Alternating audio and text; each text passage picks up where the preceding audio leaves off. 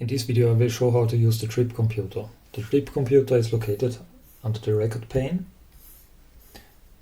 and shows different measurements such as duration, distance, ascent, descent, heart rate and other measurements. We can change the shown fields by pressing and holding a field. This will open a dialog where we can select another measurement.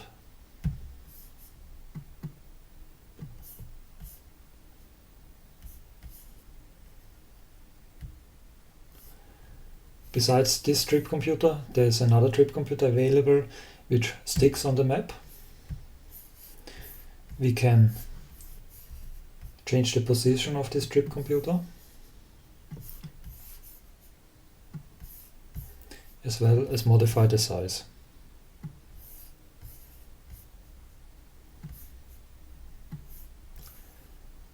Again, we can add new fields by pressing and holding the field and selecting a value.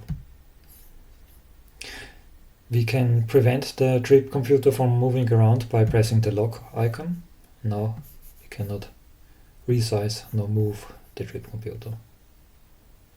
We can close the trip computer again by pressing the small X icon.